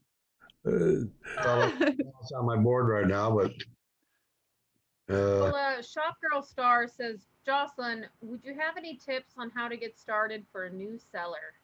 For a new seller, Research. yes, Lots of research. lots of research and paying to learn. Never be afraid to pay to learn. Just don't pay too much to learn. Study what's selling and study what's not selling.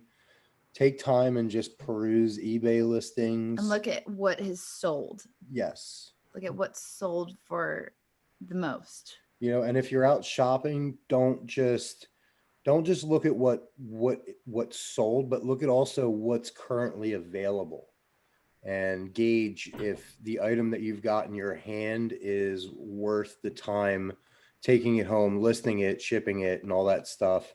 Or how long is it going to sit on your shelf? You know, you really have to look at a huge picture. Lots of research. then Tina also wants to know, she's been selling not quite 2 months and has had scammers the first week. They suck. Ooh. What are there any like warning signs when you've got a scammer trying to scam you? They sometimes, now it's not always true, but sometimes they can have a low feedback score. I'm trying to think of some of the other things. They'll usually ask you to send it outside of the address that's the on, address yeah, on this file. list. Yep. And they'll ask you if they can send you a check. It's usually cut and dry with eBay. They pay, you send it. Like if it's anything outside the ordinary, then odds are it could possibly be a scam. I mean, we have some viewers that I work with, but I have built a relationship with them Right. over time, and they were good customers, and we worked out arrangements. But other than that, I mean, just be weary of the internet, be cautious, but don't be afraid of it. Stay within the eBay boundaries and you should be okay. Stay within their policies. Yeah. I mean, ship to the address that's listed on file and accept the payments that they require you to accept. And Right. and always make sure your tracking is uploaded through eBay when you ship the item. So this way they can follow the tracking and see that the package was signed for, delivered. If I'm shipping a metal detector, I usually put signature confirmation on the item because we're talking $200, $300, $400, $500 or more, and I want to make sure that that package gets signed for and not just left on the front porch.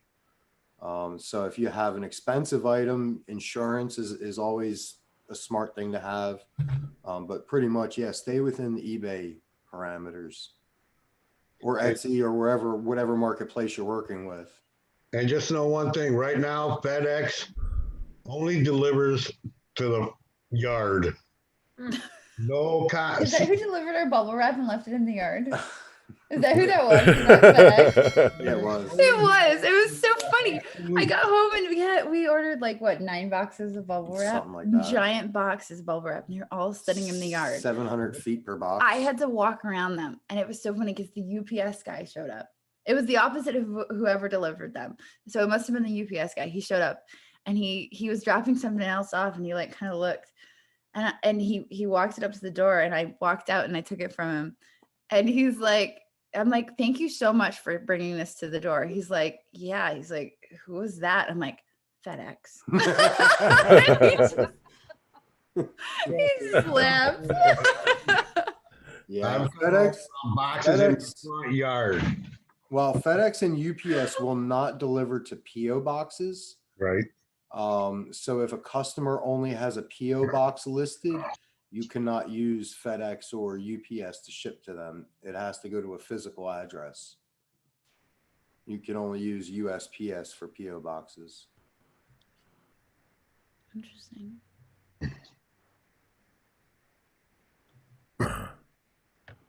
Okay, Tina again. Tina's asking lots of questions, and that's cool. Oh, is that? How can you tell Murano from Mcnicol? You have to No. lick it. You just taste it. You just lick it, and you can tell the difference. It's the texture. Smell. The first time I've ever heard of that. But I guess I've never tried it. It could work. I don't know. I usually stick everything in my mouth when we're out shopping. It's not healthy. Oh, Building my Murano. immunities. Yeah. Here's what I think I know about Murano glass. First of all, I love Murano glass too. But Murano glass is really glass that's made in Murano, Italy, but it's made by different companies. There's different glass makers, yeah. Oh, she said, no, I said Jocelyn taught me the difference because of her videos. Oh, okay. That might have been a technical error on my half of copying and pasting. Oh, okay. So- That's why I was okay. Got it. So Murano glass is not a company?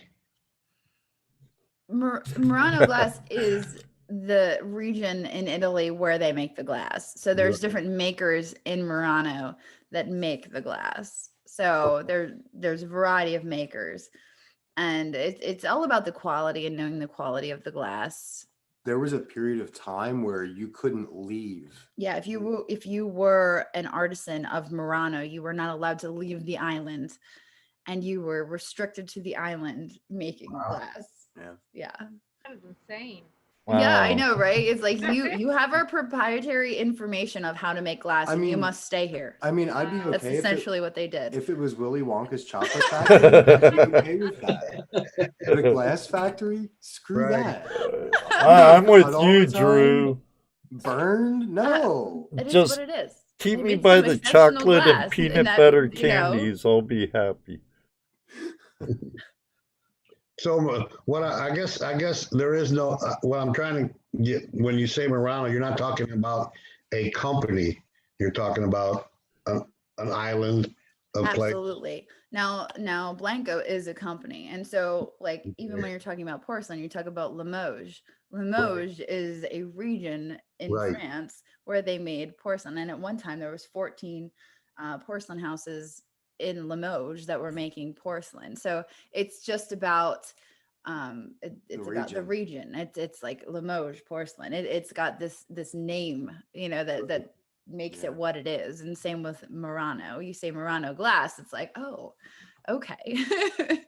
No matter who makes it, it is Yeah, and I about think the region. I think that's where the confusion comes in, because people will say, "Well, it's Murano company," and I'm thinking, no, not really. But then, believe what you want to believe. So Yeah. yeah. Let's see. More questions? Got any more in there? I think we've got about 3 minutes. I was gonna say 4, but then it changed to Well- 9:07. Well, then I won't ask any more questions. We'll just. We have one last one. What is a big seller right at this time? Right at this time. Well, for us, what is a big seller? Art glass. Art glass for us is really selling. We just talked about Murano. For us, that right now is a big seller, but Kokeshi dolls. Kokeshi dolls is another really big seller for us right now. And I think it's about the buyers also that we attract through our videos. We show these items and we attract these buyers through our videos. But those seem to be the two big sellers for us right now is the Murano glass and also the Kokeshi dolls. So two completely different things. You've got Japan and you've got Italy, but Oh, Outdoorsy Girl has another question that's being waited on. okay. Let me see. There is an online auction site I frequent, and so many times they call just about anything Murano. Well, we deal with Should that those a lot. pieces It's all be Murano. It's all signed? and we joke about that a lot, and we always say, "Oh, it's all Murano," and that's like our ongoing joke. It's yeah. We make a good joke of It's that. kind of like you have to you learn marbles. Marbles have different manufacturers, and the styles, the colors, the different ways that that they're made, and those colors are formed in that glass. Those are key factors in discerning the different marble makers, and it's the same thing with the Murano glass. You look at it and it has a certain quality to it. It has a certain look to it. I've gotten a lot better at picking out Murano since. Yeah, and it's about holding it and knowing what it is, and being able to, and it does come with practice and of holding a lot of it and seeing the quality of it and knowing what it is. And we still don't get it all No, right we all the don't. time. And that I think that's one of the things that separates us. Oh, are we offline? Oh, are we still No. good? No, you're We're good. Okay. I think that's one of the things that has separated us is that if we are not 100% certain that an item is not Murano, we call it art glass. I mean, I'm very We like to be 100% accurate. Yeah, on and those we listings. make sure that we say an item is art glass. You know, if I can't say this is Murano, I will say this is art glass. Yeah. And even if if I it's not- really feel like this is Murano, yeah, I you know, if I if can't we're not say 100%, we Yeah, if it's not marked or stickered, they were usually marked with stickers, and that's one of the hard things about Murano is the reference books for Murano run for a couple $100. So getting your hands on even the reference books they're is expensive. so hard to do because they just reference book. the reference books. Yeah. So, you know, you can go out and buy a reference book for pottery or, you know, but you go out and buy an art glass reference book for Murano, you're talking a couple $100. Yeah. And But you know, if you're buying, if you're seeing a lot of it and you're buying and you're trying to resell a lot of it, investing in those books is a good idea. It is. In the long run, you know, you never know. And we've bought a few recently. Yeah. And we've got 2 on the way, but also there's a lot of Facebook groups, and Facebook groups have been very helpful for us as far as identifying pieces that I'm just not quite sure of, and I'll post them in the group, and they definitely have helped me. The viewers are very helpful. Yeah. Leaving comments. Absolutely. So do you watch anybody like Dr. Lori or anything on YouTube? No. What about Dr. Lori? I don't really care for her. You know, I think she's a very, very knowledgeable person. She has a great wealth of knowledge. She's very intelligent. I've just seen a couple videos where I didn't. And that's the thing is I've seen a couple of videos where I don't like the way that she talks to her audience, and I don't like her attitude about how she knows. I mean, she does have a lot of knowledge, but I just feel like she's very arrogant. And I'll agree there. and the way she speaks to her audience, I'm not a fan of it. I mean, if that works for her, then so be it. That's all good and well. If that's her thing and that works for her, that's fine. That's just not the way we like to do things, and that's not the type of scenario we like to get involved in. No, I mean, we always try to be encouraging. We try to, you know, and granted, I don't have the educational background that she has, but you know, the stuff that I do know, I try to share with others, and I try to encourage others. But that's why I like to watch her, is because she has a lot She of knowledge. does. Really good. But you're right. She is very arrogant. She knows. She's condescending. And I think one of the things that I've noticed about her is even when she says an item is worth XYZ, I've seen it selling on eBay for ABC. What, you know, so that's just something to be mindful. The reality of that is you're only going to get what anybody's willing to pay for it. Absolutely. That's something my mother always pounded into my head. It's only worth what somebody's willing to pay for it. Same with my dad, Drew. Sorry, Rose. That's okay. You said you don't have the knowledge. Well, you don't have the knowledge yet. So keep at it and keep up with the positivity and you'll do just fine. So is there anybody out there on YouTube that you say that you think would be a good person to gain some knowledge from? The Antique Nomad, George.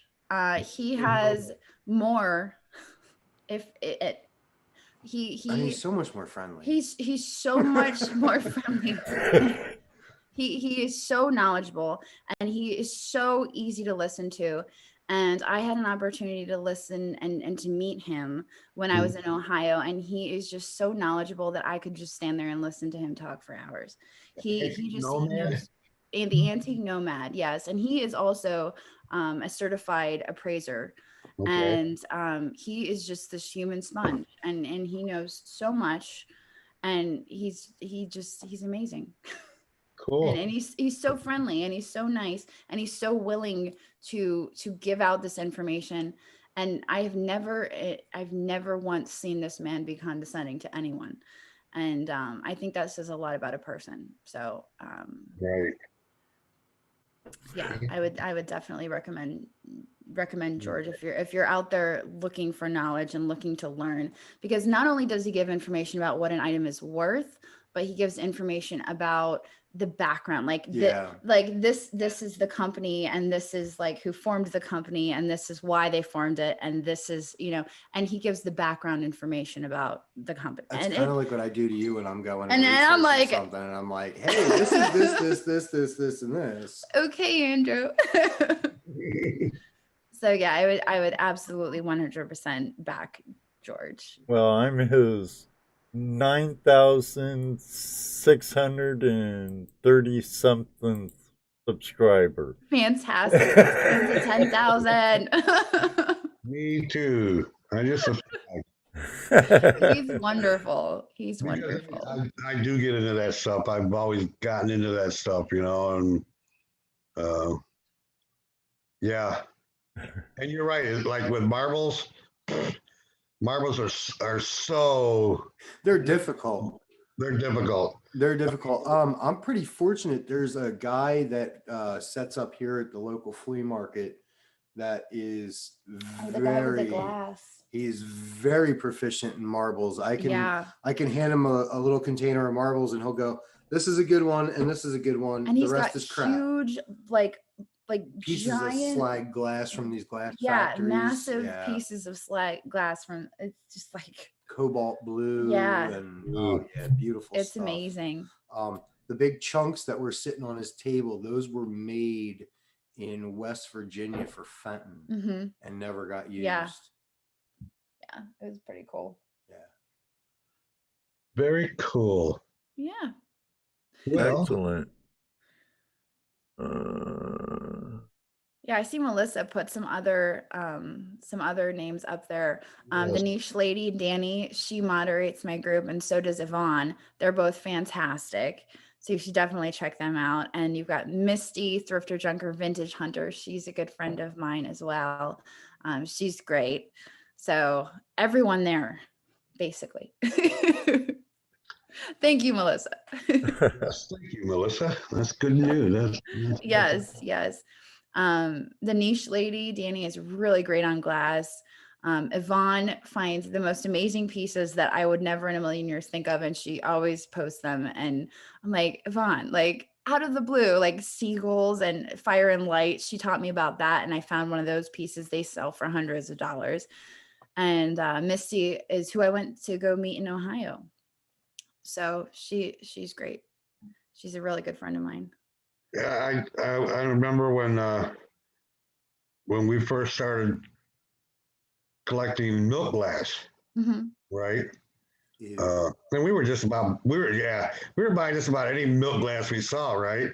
Then someone showed us our folly. Well, You know, I've look, got some milk glass. It's not all bad. no. Milk glass is beautiful, especially if you find the right milk glass. That's exactly right. Because Like some blue glass colored is milk just glass. white glass, you know, some is just white glass. Yeah. Milk glass has a opalescence to it, and the more that you can see of it, especially along the rim, the better quality is. Mm-hmm. That's exactly right. Because you know, as when you first start out, you know, people first start out collecting stuff, they buy everything. Yep. Yes. Yes. Spend a lot of money on stuff. It's called paying to learn. It's right. very important. And a lot of people do it, and you pay to learn. It's like paying for your education. And it's better than paying for college. Trust me. I know. Kathy is just so Oh, on Andrew. thanks, Kathy. Oh, yeah. Yeah, the milk glass. I've got a lot of milk glass vases down on my porch right now. I brought home a whole banana box full of milk glass from the auction that one week. Yeah. Well, that was the old stuff. That was My really good mom stuff. for some reason, I don't know how she acquired them. She had a whole box of the milk glass bud vases, and she gave them to me. She's like, here. And I'm like, what am I going to do with these? Like a whole box full of milk glass bud vases. And they're, I mean, in big lots that you can resell them. They're good in big lots because a lot of people buy them for weddings. They're a thing for weddings now. People buy them, but just one-offs, they sell for like $2.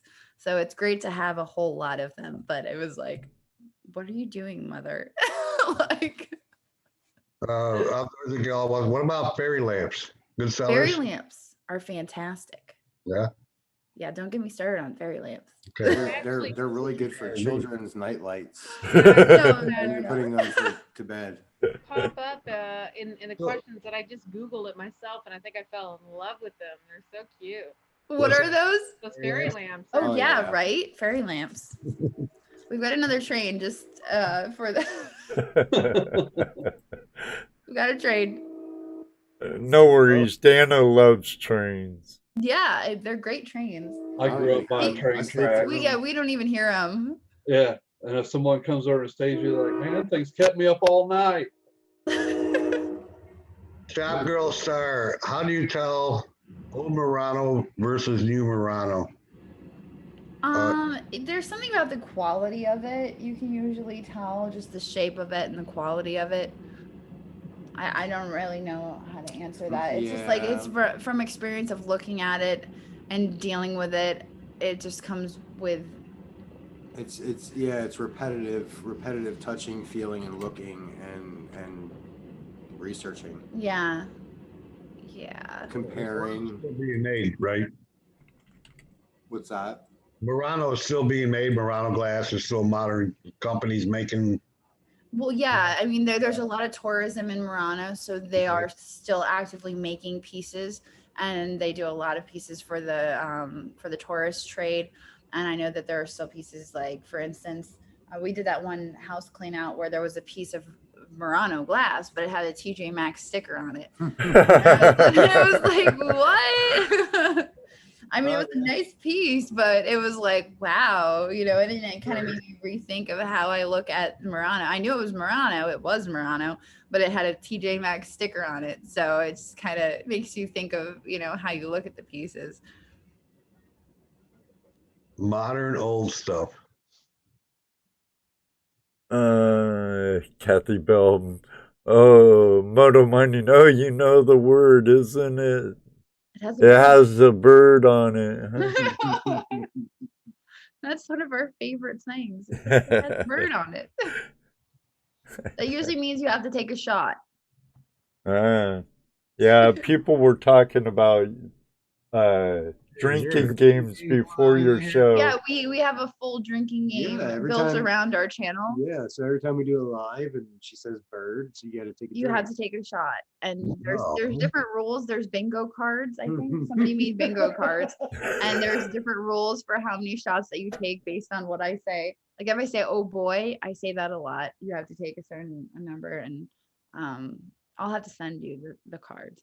It's a fun game. Margie Monroe, does Jocelyn think maybe one of her kids will follow in her footsteps? Do you have a future? I think so. I mean, I think too early to not tell. so much in the reselling, but maybe in the YouTube realm of things. I mean, Ashton's already talking about, and I want to film videos for Fortnite, so they're already all I thought he already had his own channel. He does have his own channel, but that was before YouTube put into place all of the rules. Oh, yeah, the child protection stuff. Yeah, so that kind of put a pause on everything that we were doing, and it kind of made us reevaluate his channel, right, where we wanted to go with that. So we're gonna have to wait till he's a little bit older, but he's already talking about what he wants to do with his channel. So I think they definitely want to go into YouTube, which I have no problem with. We've made a living out of it, and They're still going to college. I don't agree with that. Neither do I, Jocelyn. Neither do I. It's all right, I didn't go trade to school. Just fine. As long as they know the basics, I feel like they can navigate life. But yeah, so I feel like maybe they'll follow it. I would be delighted if they went into reselling, but they both have a passion. But I mean, well, maybe not Ashton. Mom, can we buy a house? A new house. I don't want an old house. I don't like old houses. So I mean, I don't know about Ashton. Maybe not, but maybe Juliet. She enjoys going thrifting with me, so we'll see. Cool.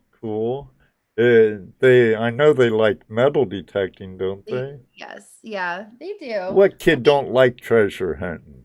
Yeah, I think they only have so much patience for it, though. As most kids, as most kids do. Yeah. Well, They only have all kids are like ADD. It's like, oh, squirrel. Yeah. I'm 40 years old and I'm still ADD. Yeah. Hey, I'm Yeah. 59 and I'm still that way. They call me squirrel, Drew. Wait a minute. Yeah. I do have to get done to bed. He's the one when one of us are doing something, he'll be gone. Where'd he go? He's over there, up that tree. That's Ed. I believe it. Oh, I know you need to get the kids to Yeah, bed. that's what he was just saying. We got to get the kids to bed. And Drew's being real patient with I know, us. yeah. We're like He's, 45 poking minutes. me. We're like 45 minutes past. We're I'd like to more have them in than bed. usually 8:30 is bedtime, so Yeah. we're a little bit past. Jason Keith prospecting. Yeah, I can be the worst squirrel ever. Squirrel. I got them watching X-Men Apocalypse right now. What a babysitter, Drew. What a Sleep tight tonight. I mean, they haven't come up the stairs yet, though. Mommy. Well, They're entertained. they watched Wolverine gut a bunch of people already. Oh my gosh. It's just Marvel movies, Mom. It's okay. I asked you if it was okay for kids, and you told me it was. There goes her trust in you there, Drew. Just Wolverine. Come on. It's just cartoon character. Boy. I don't watch TV or movies, so that's my problem. Oh my goodness. Well, I know we took you into OT, Jocelyn. I greatly appreciate it. Drew, thank you A lot of fun. for being the middleman for me. You did a good job. Do you still have your personal channel too? Like your I do. I have multiple channels. well, you have Jocelyn Elizabeth, I believe. I Yeah. believe you have, of course, the Crazy Lamp Lady Yes. and Relics Recover Us. Then Yes. we have Naughty Dog Treasures, Drew's channel. Yes. And Video out on in like 10, 11 I months. know, and that's my fault. That's my fault because I haven't had the time to edit anything. So Mike, thank you, M.A. Lyman, for the $5 super chat, my friend. Thank you. It's great having you back, Jocelyn. I hope you had as much fun, if not more, this time than last time. I had a blast. We're gonna have to do it again sometime soon. We're gonna have to get out of the creek again. Yes, Oh, absolutely. definitely. Camping for the weekend. Yes. Definitely, I definitely. think we'd enjoy that. I love getting wet with you guys. Yeah. We like getting you wet. Yeah. We'll get you behind, instead of a shovel this time in a sluice box, Drew. We'll get you behind a dredge, That sounds good. and we'll get you some gold, and you never know what else you'll find. There you go. You too, Jocelyn. Yeah, oh, absolutely. I Yeah. think that would be a lot of fun. And the kids would enjoy it too. That they Yeah. would. Good time. Yep, the kids love it too. That's right. And if you come antiquing in Ohio again, please let us know. I will. And if you don't mind some of the flash crews saying, hey, yeah. meet up with you and maybe get some absolutely. pointers, even though we're all collectors in our own right. Yeah. So, Yeah. Remember let's Trader go. Days in Lucasville. You really I'm like gonna that. remember that. I will. Let me do a shout out here for our chat room, who's been really good tonight. Lots of questions. Yeah. Really great to see a lot of new people. If you liked what we did tonight, if you liked us talking to your favorite Crazy Lamp Lady. Come on back. Join us every Tuesday because we got all kinds of crazy people on our show. Oh, yeah. So I know some of you are new here. This is your first time. We'd love to have you back. I just want to get that in before they all took off. Yes, we'd love to have you back. We have all kinds of treasure hunters, collectors, manufacturers, inventors, TV celebrities. If they're in the treasure hunting community of some sort of appendage on that huge treasure hunting hand, we work on getting them on our show. And I can guarantee you every week's a fun week. And Jocelyn, thank you very much for breaking my record. I didn't want to be like left out, so I'm like, I'll do it too. Okay. Do it. Called the family of the hand. All right. Yeah, treasure. And what you do, I personally consider that treasure hunting. Oh, definitely. That's treasure hunting. You're looking for treasure, weird, different stuff. I think did we ask you what was the weirdest thing you ever saw? The finger. Yeah, she talked about the glass jar. Yeah. Okay, right. Because I still see that question up there, so I didn't know if I had. Thank you for being with us tonight, Jocelyn. Thank you for having me. This is so much fun. It's fun. We try to keep it fun, and we try to ask the questions that the people want to know about you, and that's what I love about your show. It's always fun to have you here. Great. I'm not sure if I like your hair natural or the pink and purples, or you know what? Next time I'll make it pink, just for you, Josie. Yeah. Natural. He misses I it. will use the pink and just. Oh, excellent. Yeah, had a great night tonight, and thank you, Jocelyn, for bringing in so many people.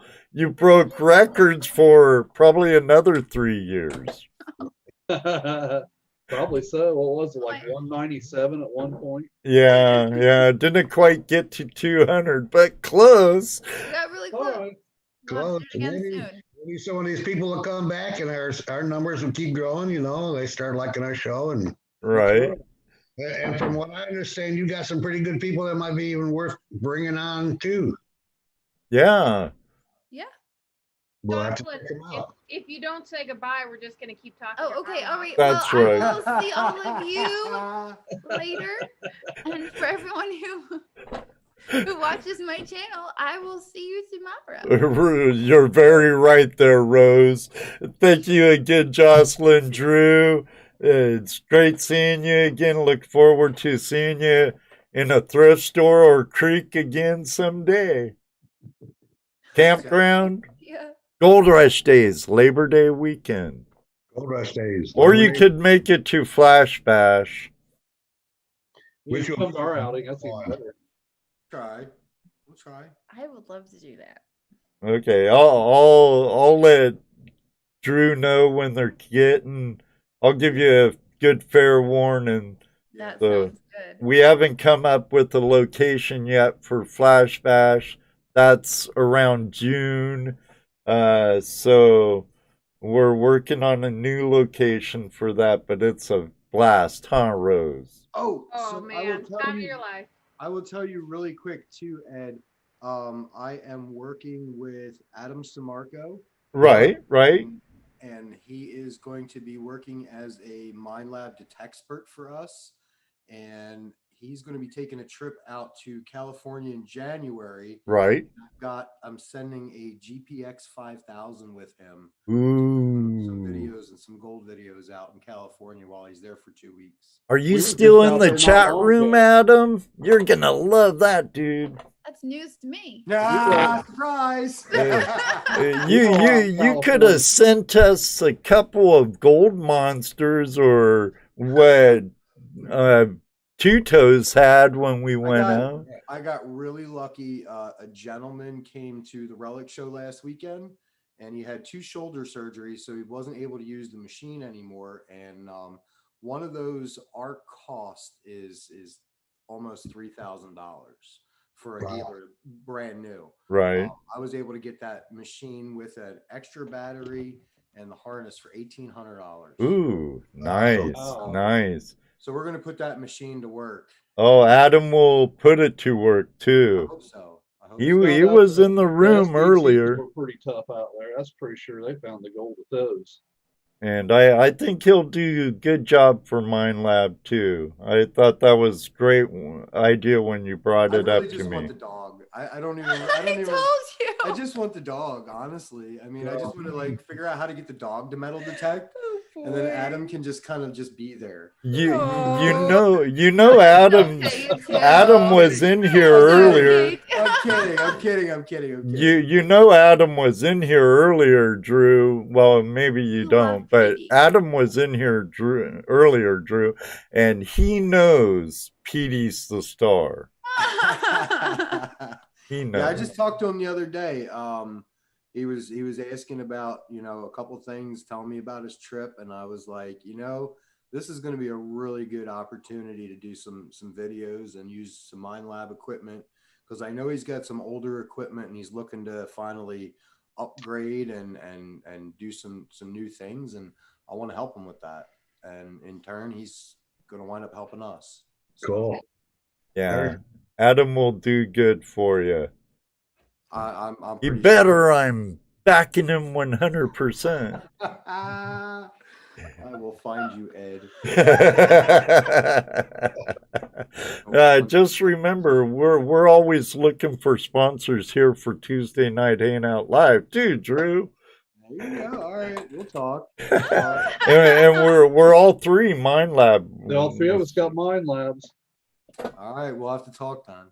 This is what I found on our trip to California. What the heck? Oh, he's gonna show off his nuggets.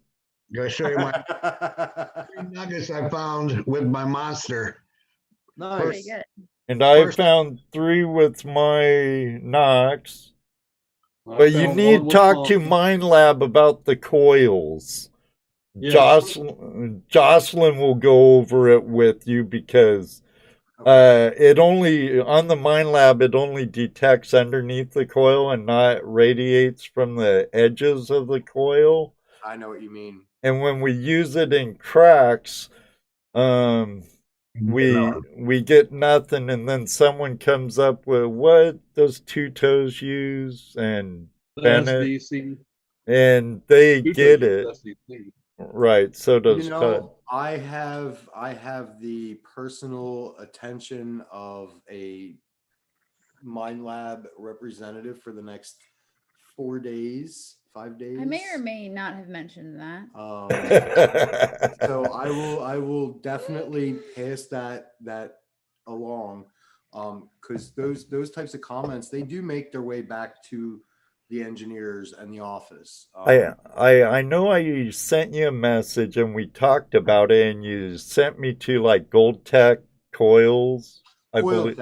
Coil Tech Coils, and they did have a bunch for Mind Lab, but not the Knox.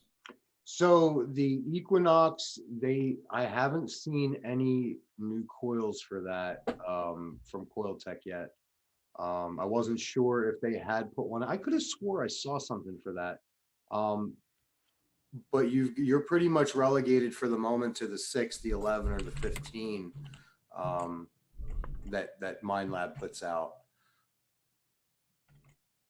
So. Well, there you go. I'm sure you'd get a couple of guys buying some more coils from you if you did. Well, if they did, I will definitely pass that technological information along, because that's important. That's stuff they want to know.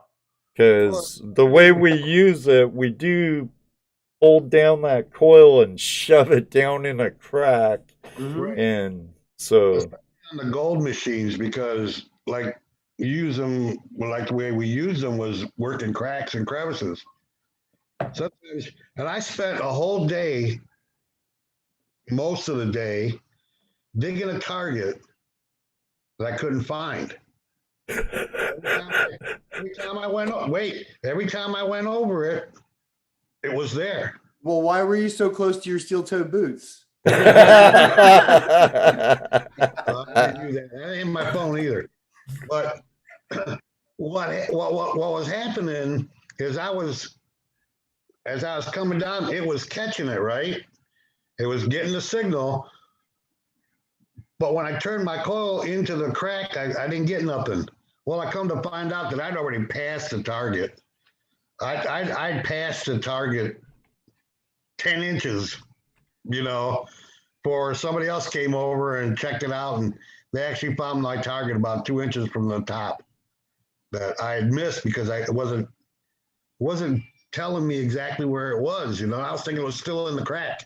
And I kept digging and digging and digging and digging, and I wasn't getting anything. But I passed it. So I've been able to get in there and stick my coil in there sideways and realize that my signal was not down there. It was up to the side. It was actually under some roots. Yeah. And it wasn't anything, a piece of foil. Oh, dang. Digging that crack for nothing. But I learned something, so that was good. I learned, I was doing it wrong. It was a learning experience. Definitely a learning experience. So we'll say goodnight now so you can leave. Yeah, they've been trying for the last the kids 15, are probably 20 downstairs. minutes. I don't know what they're doing. Yeah, and they've been unattended for a little bit. The fact that It's they're way unattended too makes me- quiet. Yeah, it's one of those. I'm like, Just I checked hit the leave the button or cameras. you'll never get out of it. just press the leave button. You're being sucked in the vortex again. They're fine. I've been looking at the security cameras. It's all good. Drew's a smart the best man. babysitter ever. I'm on time. Well, it's that time, everybody. 10 o'clock's here. Time flies when you're having a great time. All of you, thank you very much for joining Toledo Jess, Dano, Rose, Jocelyn, Drew, and I tonight. I had an absolute pleasure. I hope you did too.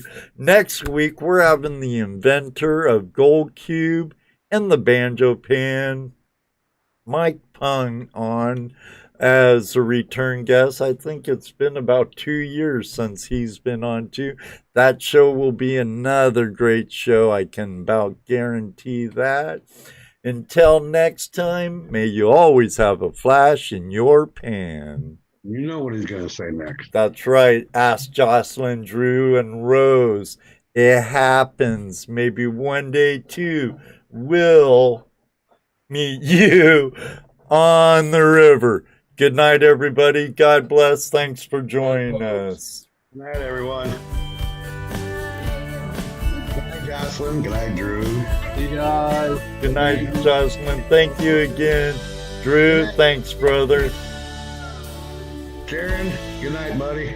Thanks, world greatest 5, moderator. 4, 3, Brandon Birkin, good night. TPU, good night. Heavy Meadow Detective, thank you. Richard Davis and Better Half, thank you. Dennis Hendricks, good night. All of you, thank you. David Villa.